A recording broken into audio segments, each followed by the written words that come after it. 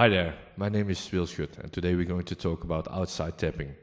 Now remember, this is a guitar lesson, so I'm not going to show you how fast I can play or how big my rig sounds. If you're interested in that, then go to my website. But if you want to learn how to outside tap, well, stick right here. First we're going to tune up. This is an A.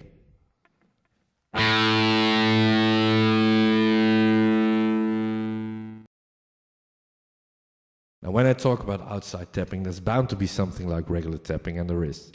When I talk about regular tapping, I mean the Eddie Van Halen eruption-like tapping, where you tap one note, you pull off to a lower note, and then you hammer on to a middle note. Let me just show you what I mean. In this example, I'm going to tap the B string on the 12th position, which is a B. I pull off to the 4th position, which is a D sharp, and I hammer it back on to the 7th position, which is an F sharp. So it's B, D sharp and F sharp, and you get something like this.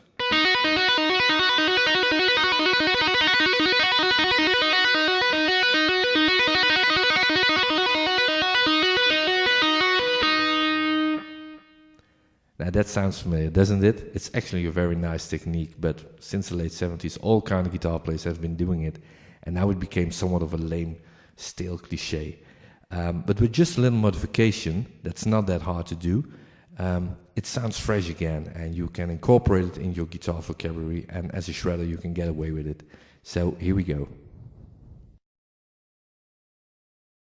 When I talk about outside tapping, the outside part actually refers to the 3rd note, which is the hammer-on note. I'm gonna land it on a different string than where I'm tapping and pulling off to, so hence the term outside. Let me just show you what I mean. In this case, I'm going to start with the top on the 12th position of the B string, which is a B, and I pull off to the 5th, which is an E, and I'm going to land my 3rd finger not on the B string, but on the G string, and on the 8th position, which is D sharp, so you get this kind of sound. Now you immediately hear that the note I hammer on, the D sharp, is actually lower than the note I pull off to, which is an E. So that's a completely different sequence. Now I'm going to add another one, and I'm going to land it. This is actually a regular tap. The 3rd note on the 7th position on the B string, which is an F sharp, so you get this. Now when I combine the two, so the first sequence that ends on a D sharp and the second one that ends on an F sharp, you get this.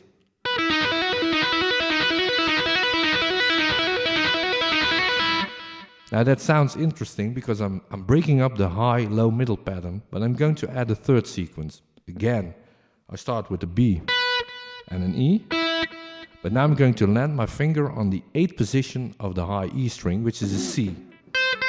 So you get this.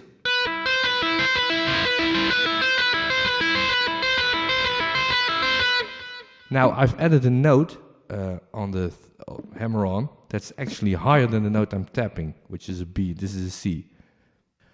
Now the reason why this sounds so different is that I'm adding a 3rd note, hammer-on note, which is actually lower than the note I pull off to, and then I add another note that's actually higher than the note I'm tapping.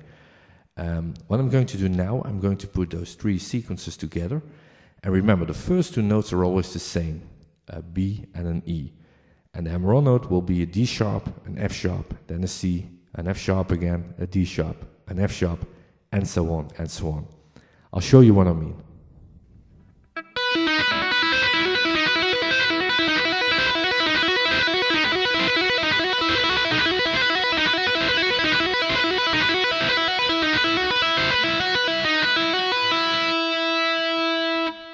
So there you are, outside tapping. Now thanks for watching this. If you want to know more about me, then go to my website. And if you want to know more about this magnificent guitar I'm holding here, then go to the PK Guitar website. And I'll see you next time. Bye.